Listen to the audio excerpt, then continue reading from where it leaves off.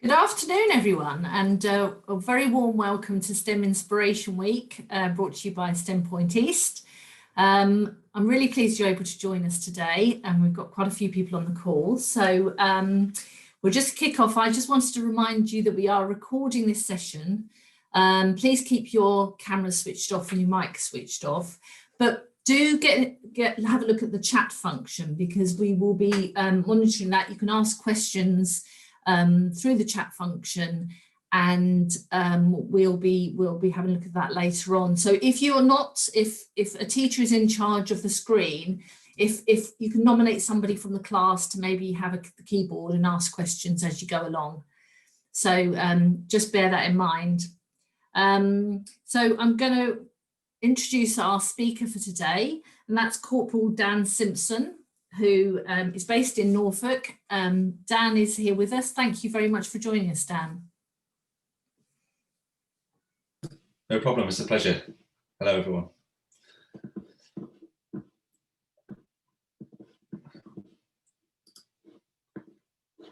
Okay, are we up and running? Okay, hello everyone, I'm Corporal Dan Simpson. I'm in the Royal Air Force as an aircraft engineer. I'm currently in recruitment at the minute, which is why you're seeing my face here today, talking to all of you young adults, taking that next step. So I've been in the Air Force for 12 years. I've been on a number of different platforms, fast jets, helicopters, transport jets, all different types of aircraft. The reason that STEM have asked me to be an ambassador is just because of the role that we undertake in the Air Force, and just how pertinent it is to all of these types of different sort of roles and career aspirations, really. So I'm going to start the presentation. Please feel free to use the chat function to ask questions throughout, and then we'll just have a sort of a free-for-all at the end, jump in. Any sort of questions about the recruitment process, the lifestyle, the job itself, or just even my experiences, what I've been up to. So I'll just share the screen with you that I've got here for the presentation. Okay, so I hope you can all see that. Vanessa, is that good? No, we can't see yet, Dan. No, I can't see it. Okay.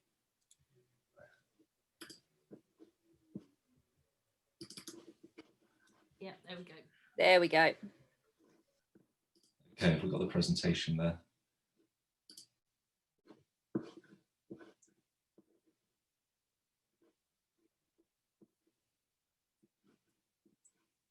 Okay, can we see the presentation?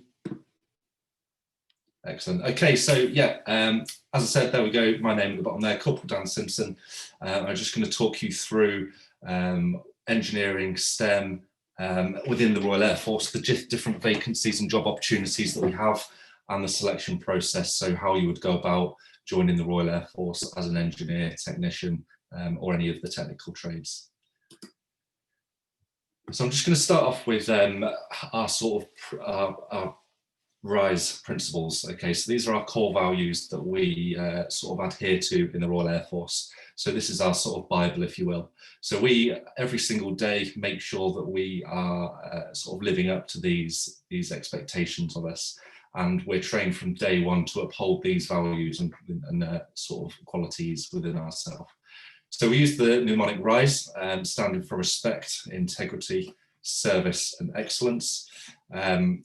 Pretty self-explanatory, the first one, so not only having respect for ourselves, but other people, and the equipment essentially that we're working on. Some of these aircraft are worth way more than you can ever imagine, sort of £40 million upwards. Integrity, as it says there, so the moral courage, honesty, and having that sort of just the willingness to come forward if you've made a mistake or something like that. So it's very important, especially within the engineering world, to have that level of honesty and moral courage to come forward if you have made a mistake. So take, for example, one of my experiences out in Afghanistan, having a double engine change to do in one shift. Each engine takes around 6 hours to replace, and I had 2 to do within a 12-hour shift. So this was a critical tasking for me to get both these engines changed for a mission that had to go ahead the next day. Luckily, we were about an hour ahead of schedule, got the engines fitted within the aircraft with 1 hour to spare, getting ready to sign off the job so that the pilots can accept the aircraft, and realised that one of the spanners was missing in the toolkit. Now, this was a very critical mission. I mean, it had to go ahead, this mission, and you know, it would have been very easy to just let the aircraft go so that it could go and do what it needed to do. The flip side of that is if the aircraft had that spanner in a critical area, somewhere like a control rod or somewhere like that, and it got stuck, we could have had fatalities.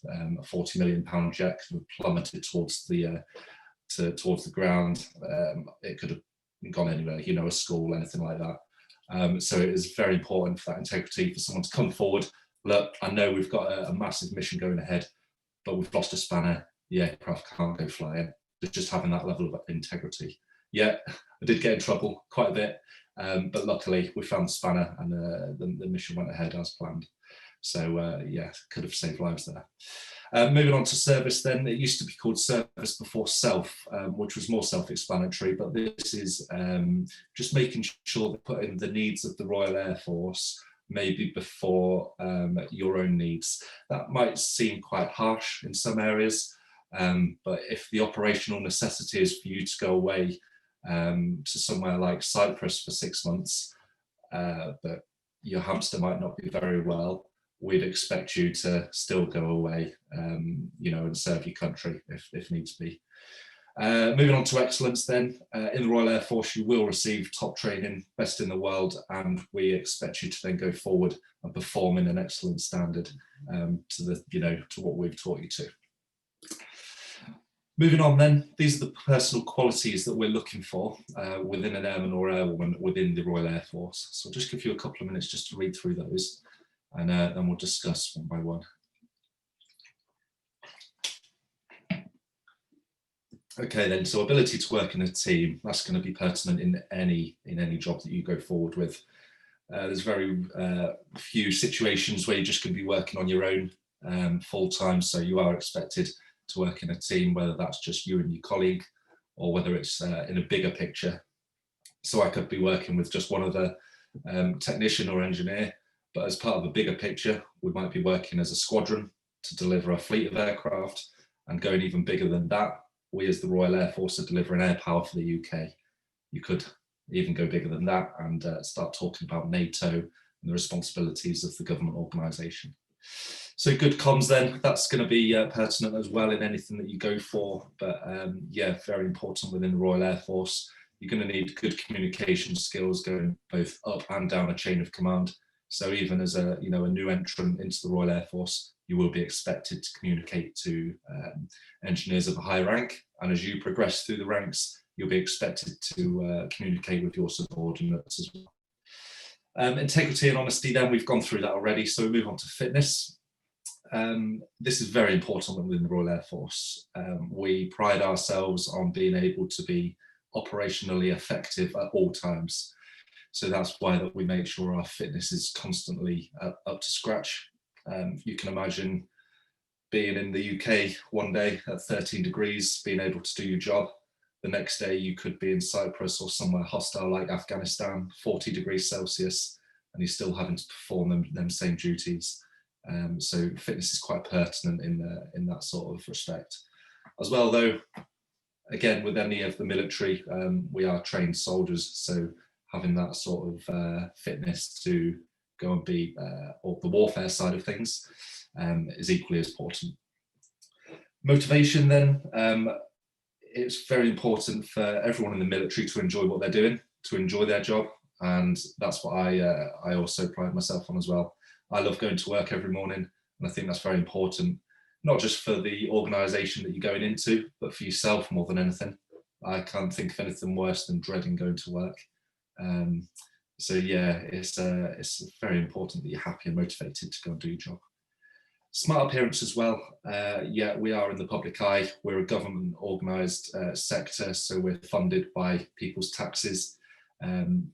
being in the public eye, people want to know that they're getting their money's worth, essentially. So having that smart appearance just holds us in good stead for what the public are paying for, really. Leadership, not so important for new entrants going through training and stuff, but as you develop through the ranks, you're going to get promoted very quickly if you're showing leadership, responsibilities, that sort of thing. But even at lower ranks, if you're not going for commission straight away, then it is equally important for you to have leadership as well as fellowship. Self-confidence and self-respect come hand in hand. We just want you to uphold yourself in the highest possible manner that you can. Just think about what you're doing, really. The Royal Air Force, serving the United Kingdom, but more into that about air power and stuff. So we'll move forward then, hopefully get onto some STEM stuff. So this is more about what you could find demanding within the Air Force. So we do manage expectations. We're not just going to tell you all it's very pink and fluffy, come and join the Air Force and have a lovely time. We do manage expectations and tell you what you could find challenging. So I did bang on about fitness there. So having annual fitness tests can be a bit of a chore for some people, training and things like that. But for us, the best thing that we could ever do. So first one then in the top left-hand corner, being away from home and deployments. I've already mentioned that you might be expected to go away overseas for maybe 3 to 6 months. That'll probably happen once every tour. So we call a tour a 3 to 5 year stint at a location where you'll be working. And during one of those tours, you may be expected to go away. So that's the first thing that people might not take too kindly to. I myself couldn't wait to get out and see the world when I was 18. So yeah, moved out of home as soon as I'd done my A-levels.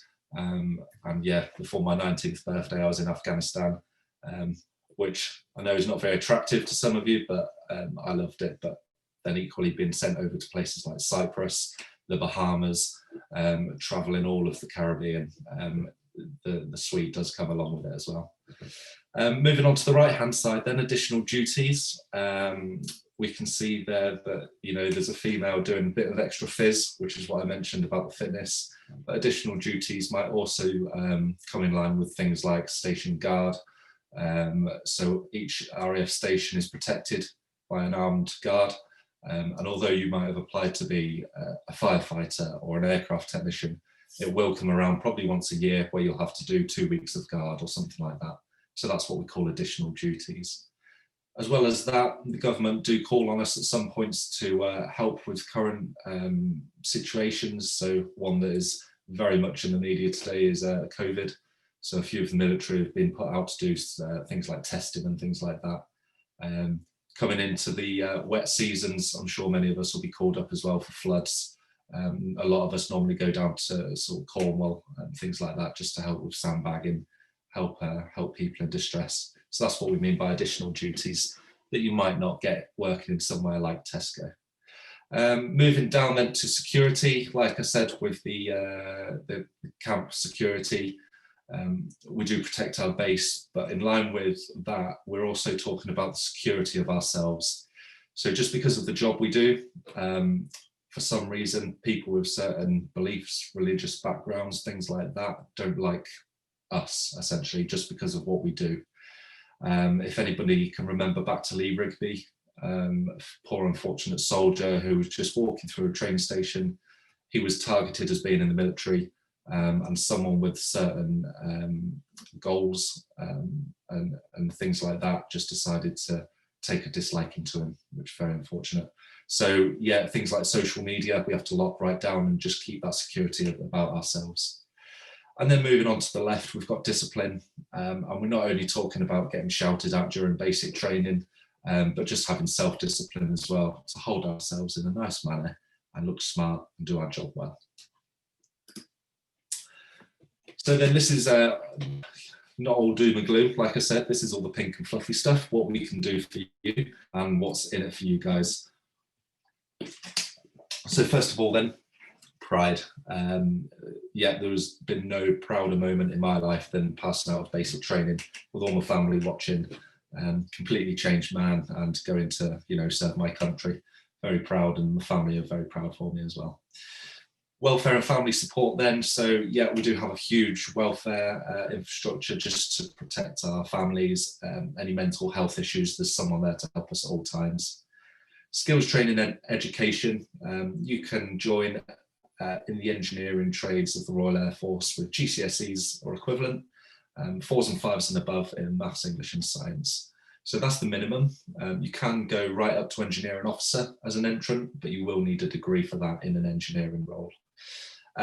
If you come in though as sort of the entrant level with your GCSEs, much like I did, we're always up for continuous improvement, and we will teach you and train you and teach you everything you need to know, but it goes as far as you want to go, essentially. So if you want to join the Royal Air Force with your GCSEs, come and do our training. We'll teach you how to do your job. If you want to move that up to a degree and further, then if it's to do with the role that you are in, so I'm an aircraft engineer, if I want to do a degree in aeronautical engineering, for example, the RAF will pay 80% of that, and I will have very small university fees. As well, so it would be an open university degree. But yeah, the Air Force would fund that just because we think that we'd get the benefit out of it as well as you would. As sport and fitness, then we've gone over fitness quite well, but sport, we do promote sport very heavily in the Air Force. We'll give you a Wednesday afternoon off to go and play sport, whether that's football, rugby, tiddlywinks, whatever. But we will promote your sport, and a lot of people will have station matches, things like that. So even though you might be posted at Marham, we'll ship you off to somewhere like RAF Honington if they've got a football match going on, and we'll give you the time off work to do that as well. Adventurous training at the bottom right, as well as sports. So we also promote adventurous training. We like everybody in the Air Force to go away for at least 2 weeks a year, doing something that pushes them outside their comfort zones. So I've always done skiing, as the picture there shows, and I started off not knowing how to ski at all, being going every year for 12 years, and I'm now a ski instructor. So the Air Force has paid for every single part of that, given me the time off, and I've done it while all my colleagues have been working at home. So that's been quite good. And then moving over to the left, so travel opportunities. We've spoken about some of the not nice places that you might go to, whether that's hostile or somewhere that you don't particularly fancy, but it does come with the nice traveling opportunities as well. Like I said, I've been all around the Bahamas, Caribbean, but that goes in line with some of the not so nice places as well. Living and accommodation then, so yeah, we put you up much like university accommodation. If any of you have been to look around a university yet, you'll have your own room through training. A lot of them come with ensuite, wardrobe, things like that. Walk-in wardrobe, maybe, not just a wardrobe. And you'll live in the block for very low cost. We're talking between £50 and £80 a month, as opposed to what you might have to find, rent-wise in Civilian Street. You might be talking hundreds of pounds per month for just a room. And then moving on to the left then for pay. So this is where I'd like to get a little bit interactive. What I'd like from you, so maybe if I can just jump out of this this presentation so I can see that bit. What I'd like from some of your schools then is just to let me know, as we're going into pay, what you think the minimum wage for under 18s rather is. Just put what you think on the chat there. We've got a couple of questions actually, Dan, as well, but we'll do this and then we'll move to the questions in a bit. Yes, I can do. So are you able to see the chat function? I can, yeah. Yeah, so we're talking an hourly rate for under 18, so 16 to 18-year-olds. What do you think the hourly rate is?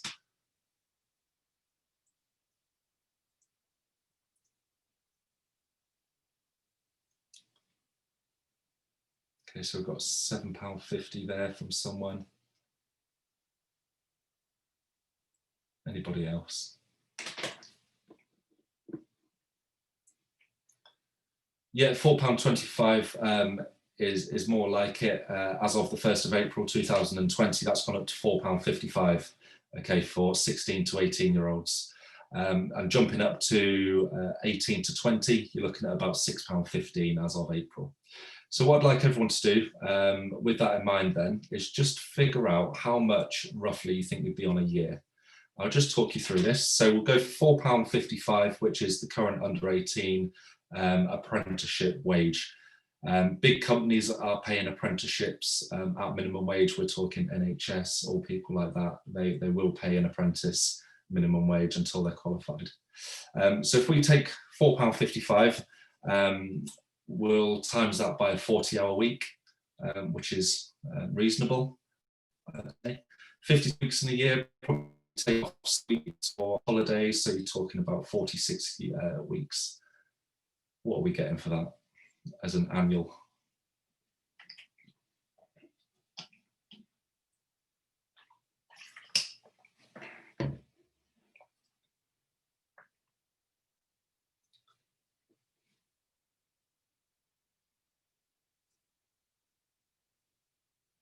That's a very good wage, Colin. £66,000. I think we're off by a few.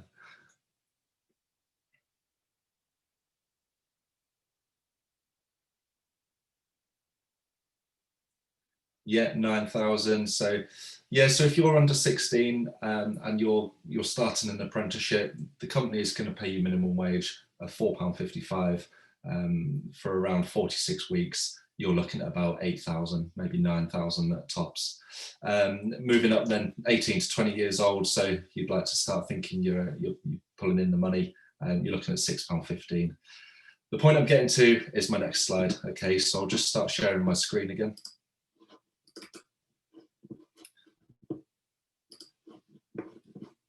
Okay, Royal Air Force apprenticeship wage there. Okay, so an airman entry, that's day one of basic training. We're going to start paying you £15,670 plus benefits. Now, what that means is medical care, dental care, you will have to start paying for as you turn 18. Could be quite pricey, but you get all of that for free in the Royal Air Force. Free gym membership, as we're expecting you to be at your physical fitness peak. Yeah, we'll give you free gym membership. Things like the accommodation, as we said, you know, if you're in Civilian Street and looking at renting a flat or something like that, you could be in the hundreds per month. We're giving you a room for between sort of £50 and £80 a month. So it all starts adding up. And then once you've finished your specialist training, you're looking at £20,000 plus. So you could be 17 years old on £20,000 with all the benefits attached, absolutely laughing at all your mates. So just moving forward then onto the officer standards. So officers, you do need 2 A-levels as well as your GCSEs. But for engineering trades, you're looking at a degree as well. So moving on to pay and pension then for officers. On entry, £27,000. So 18 years old, leaving sixth form or college with your A-levels, and we'll pay you £27,000. Once you finish your training, okay, so could maybe be 20 years old by this point, yeah, £31,800. That's what the RAF will pay you. Moving on then, so sticking with apprenticeships, yeah, as you leave school then, whether you're 16, 18, or, you know, a bit older, we have recruits that are into their 20s. We do have apprenticeships. We've got over 23 different roles. They're not all STEM related, but we will go through the STEM roles later, as this is a STEM presentation. So yeah, we'll give you all the qualifications that you'll need, and you will get an MVQ level 3 out of the apprenticeship, which is civilian recognised as well. Once you've finished your apprenticeship, it's always hit and miss with civilian organisations whether you actually get the job at the end of it. With us, you join the Royal Air Force, and that's you for 12 years, job secure. So we'll do all your training, and then you've got a guaranteed job at the end of it. Yeah, we are governed by Ofsted because we run those apprenticeships, and we are rated as outstanding. And yeah, you are paid to learn, not just minimum wage, but that £15,000 through training, and then looking at 20,000 plus after that. The skills that you'll learn as an engineer in the Royal Air Force as well, then they're very transferable into the industry. There's engineers that have left the Royal Air Force and gone into all different types of sectors, whether that's rail, renewable energy. There's people that have done all sorts around does everybody know what FMCG means? Fast moving consumer goods. So that's things like the big production lines of anything really, but working on the machinery for that, it's all paid very well. We do the sponsorships as well then. So you could be looking at things like University Air Squadron if you wanted to go forward and get that degree for the RAF officer route. We do the sponsorship. First, did you want to go through some of the questions on there before we go forward? Yeah, so we've had a couple of questions about which GCSEs and other qualifications are best suited for if you wanted to join the RAF. So it really depends on the role that you're applying for. If you're applying for an engineering role, then maths, English and science, essentially. And if it's an aircraft engineer, then it will be 2 sciences. So whether that's a double award, science, or you do physics and biology. I know some schools do it differently. So engineering wise, definitely maths, English and science. As far as the other roles are concerned, the entry requirements then just drop down from there. So the minimum requirement for some trades is absolutely nothing. So you could be a logistics mover, supplier, an RAF runner, a driver. A few of the different require no qualifications at all, which doesn't mean relax school and stop revising because you might get a job at the end of it anyway. Because the harder that you try and the better standards you get through you trying at GCSE level, that will pay dividends in the Royal Air Force if you choose to come forward. So in answer to your question, there's no specific GCSEs that are better suited. To be honest, it's what ones you're going to do best in. If you think that you can get an A in geography, but you might only get a C in German, I would say go what you enjoy. If you can get the grades out, then all the better. If you're looking at going for a commissioned route into the Royal Air Force, you're looking at 5 GCSEs, C and above, or 4 and 5 and above, with your 2 additional A levels. But we're not going to look at you and say, well, you've got a geography GCSE, but I wanted a physics GCSE. We're not going to do that. We're just looking at the level of learning that you can achieve. Somebody just asked, is it harder to get into the RAF if you go to university first? No, not particularly harder. Again, it depends what you're applying for. So if you're applying for the basic, the other ranks entry route, like I said, you're only looking for those 4 GCSEs as the engineering and technical roles. If you've got the A levels and degrees and things like that, in our eyes, if you're eligible, then you're eligible. It doesn't matter that you've got the degree at that level. However, it will help you moving forward through your training and your career progression. If you've got a degree though, I would strongly advise you going through the commissioned route. Like I said, a lot of the minimum standards for commission is just the 2 A levels. So if you've got a degree as well, that will help you and it will pay dividends through your training. Okay, thank you. And very finally, just before you go on to your STEM part, because I know we haven't touched your engineering bit yet, but this is a question: what is the training like? What happens if you're late for work?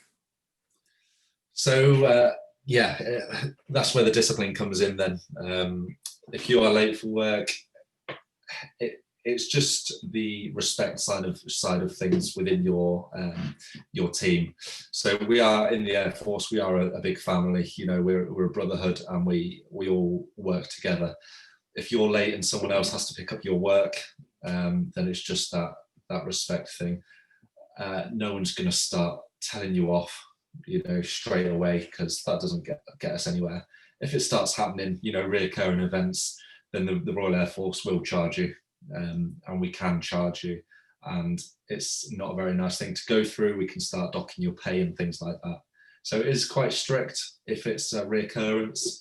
If it's a one-off, oh, sorry, I'm late, the traffic was horrendous, oh, don't worry, just get donuts in for next week. Okay, thank you. Have we got any other questions there, or shall we? Yeah, I think you can move on. I can think that's fine to move on, Dan. Yeah, okay, we can go through questions again at the end. So yeah, please jump in again if you have got any more questions. We're going to start focusing more on the engineering aspect side of things then. So jobs in the Royal Air Force that we've got for you guys. So like I said there, we've got the officer roles in the Air Force, and through STEM, we sort of look at the bottom few. So the technical trades we sort of advertise are the intelligence officer. We're looking at the engineering officer as well, which I said that you need the degree for. Things like the medical side of things that you can see over to the left, a lot of those we take qualified personnel only, so things like doctors and things like that. So yeah, we're just focusing really on the bottom three for STEM in the engineering side of things. Moving on to the apprentices, we've got quite a few. So these are all of the apprenticeships that we offer. A lot of the top ones are all the sort of logistic ones, moving down into the personal management side of things. Over to the right, we then got starting off medical, and then under that we've got all of the electrical and mechanical trades there. So STEM then, so moving on from what I am, that's the top one there, aircraft technician, although I'm the bottom one, the next one down, the mechanical side of things. And like I said at the start, you could be working on absolutely any platform, whether that's rotary wing, helicopter, fast jet, fighter jets, all that sort of thing. So our aircrafts have obviously a mechanical and an electrical side of things, but they also have all the weaponry attached as well. And that's what we have our weapons technicians for, which is the bottom one down there. So a lot of our fast jets will all have ejection seats as well. That's what these will be looking after, not just the big guns that we attach on the side and the bombs that we drop as well. But that's what weapon technicians will be responsible for. Next one down then, cyberspace communications specialist, ICT tech essentially, looking after all the computer, radar systems, communications, maybe the towers and things like that. As I said at the start, communications is hugely important. If we've got some comms going down in an aircraft and they can't get in touch with the tower, and we need to start thinking of other things, that's when thinking of our feet starts coming in. Communication infrastructure technician, then these are the guys that actually put up the radars and the towers and the big telegraph cables that you might see, but some of the huge infrastructure that we have in our units. Vehicle and mechanical equipment technician, pretty much what it says on the tin. So we do run a lot of vehicles, but as well as that, all of our aircraft will need some kind of equipment as well. So if we're out in the field and we can't plug our aircraft into the mains, we have big power sets as well that we drag around. So that's what they'll be responsible for maintaining. Electrician, yeah, much like your civilian electrician, you'll be doing exactly the same. We're very self-sufficient. We do everything ourselves. So that's why we have so many different roles. If we have an electrical problem, we don't call out, oh, matey boy down the road with his van. Yeah, we have our own electricians. And general technician workshops is the other side of that. So things like carpentry, woodwork, metal sheet work for the side of the aircraft all comes under general technician. Survival equipment specialist. So they work quite well with the weapons technicians. They work on the ejection seats quite a lot. Survival equipment specialists will also work on things like parachutes, the inflatable rafts that will deploy on a transport jet if it lands in the sea, things like that. So things that are life-saving, that's what the equipment specialists do. They work a lot with the special forces, the SAS, SBS, things like that. They're just sort of doing their parachutes and their close combat stuff. As you can imagine, special forces do some quite hairy stuff, so their survival is paramount. Yeah, photographer, not currently recruiting for photographer at the minute, and it's not too much of a STEM vacancy anyway. So moving forward onto the last two, which are STEM, is the intelligence analysts. And these are the guys that get all the packups together of sort of being sneaky and looking at our enemies, getting the packs and designing the missions for us to go forward to do our job. The linguist one right at the bottom there is the role where you'll be taught another language. So at the minute it's either Russian or Arabic that you'll be taught. and you'll just be there to intercept what we can hear through the communications of our enemy. So that's pretty much the STEM vacancies that we offer. All of these will give you an MVQ level 3 at the end of your apprenticeship. Like I said, we use MVQs now so that they're fully recognised for when you want to leave. And moving on to that, then you can also bump them up to the degrees that we discussed earlier. The Air Force would be very happy to pay for them. I think we're moving towards the end. So rather than keep banging on about all the different roles that we've got, if I put it over to the floor, what you'd actually like to know from me as the STEM sort of guru of the Air Force, then feel free just to start firing questions. I think I won't go through the selection process, but that's there if you just want to have a quick look. This is how we recruit. So you'll do your online application, you'll have a health assessment quite soon after your aptitude test. You'll then have your interview and fitness test and entering service, that sort of stuff. But we can move on to that at a later date. Thank you, Dan. That's fantastic. We've had a question about the male-female split within the RAF, but I think one of your colleagues has answered that and said it's currently about 17% female, but RAF wanted to improve on that. Somebody else has asked, what does a musician do in the RAF? So musicians, they, if you have ever seen any of the ceremonies with the Queen, they do quite a lot of the Queen's sort of marches and things like that. Pretty much ceremony based. So yeah, they will either, if you're a qualified drummer, trumpet player, we take absolutely all sorts. But yeah, it is what it says on the tin. You're a musician for the Royal Air Force, and yeah, a lot of people don't believe that you actually have. You know, we all have our own musicians. I guess they have operational duties as well.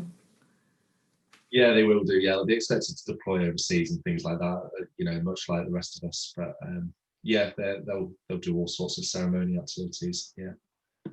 Can you tell us a bit about your background? How did you become? Because you're obviously work as an engineer. How did you get into what was your own journey into that job? So I always wanted to join the military, and that was through my dad more than anyone. He was in the army. My granddad before that was in the Navy. So between us, we've covered all three. I was just speaking earlier that I actually applied to be a PTI, physical training instructor within the RAF. I'd done my GCSEs, got the A levels that were required as well. So went for PTI, did quite well on my test to join up, and they said, "Have you thought about this?" At the time I hadn't, so read a book on it. Thought it looked quite cool, you know, working on aircraft, fighter jets, that sort of thing, traveling the world. So yeah, I went for it and I've never looked back. So yeah, I joined straight from school after my A levels at sixth form. On my 18th birthday was in the Royal Air Force, and here I am 12 years later. So yeah, I covered a number of different platforms, fast jets. I've been on Chinook helicopters at Odeon as well. But yeah, fast jets have been brilliant. Really fast-paced environment. And what do you think have been the most important personal attributes that you had when you were younger that you've brought with you? I think it was the need for so living at home. I don't know you know about any other of the students on here, but living at home, I just wanted to go and see the world. And I wanted to start developing myself as a person rather than mum and dad, you know, a magical pile of washing that you just used to appear clean on my bed every day. So just sort of that self care really. I wanted to start looking after myself. So joined the Royal Air Force, you chucked in basic training, not straight in at the deep end. You know, we build you up, mold you as a person, teach you how to look after yourself.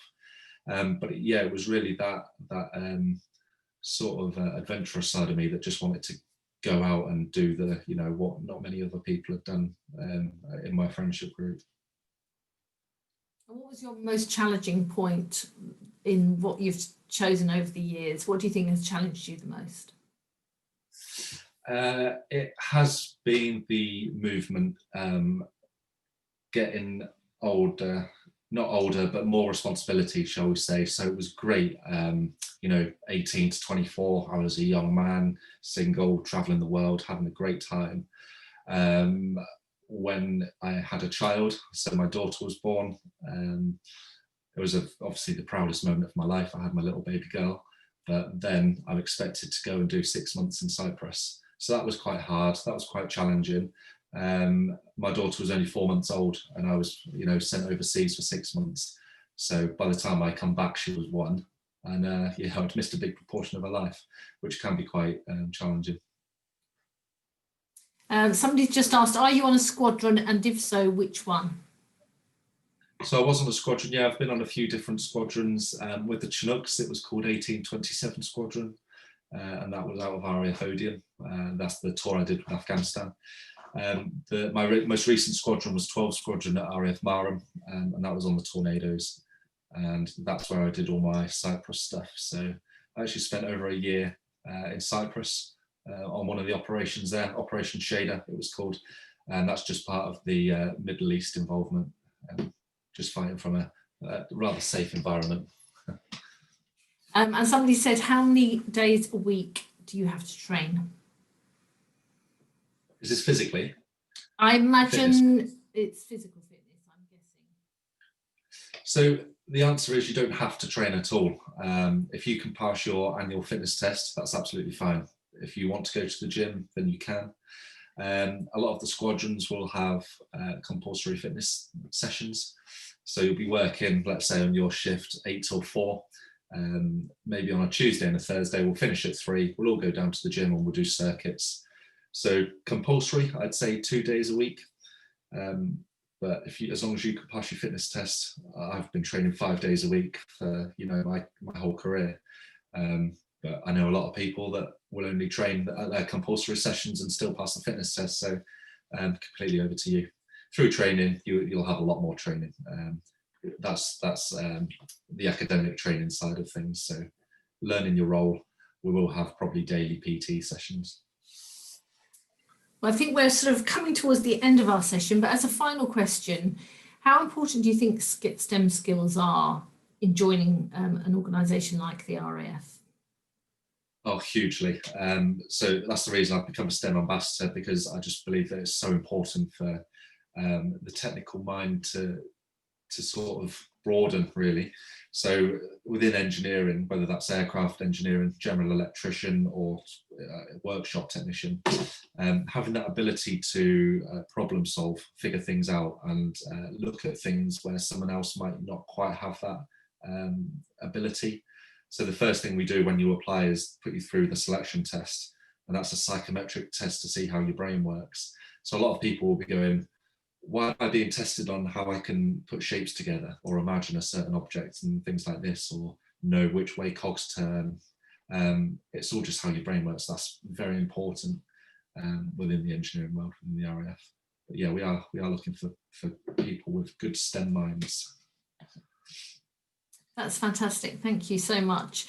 Yeah, I would like to thank the RAF for coming along today. We've got a poll that's Vanessa has put into the chat to get your feedback. We do like to hear what you think of these sessions, and we've recorded this session, so it will be available afterwards for you to view on YouTube, so you'll get a link to that. But I just wanted to take this opportunity to thank Corporal Dan Simpson for joining us today and answering those questions, and look forward to seeing you at other STEM Inspiration Week sessions later on in the week. Thank you. Yes, thanks a lot.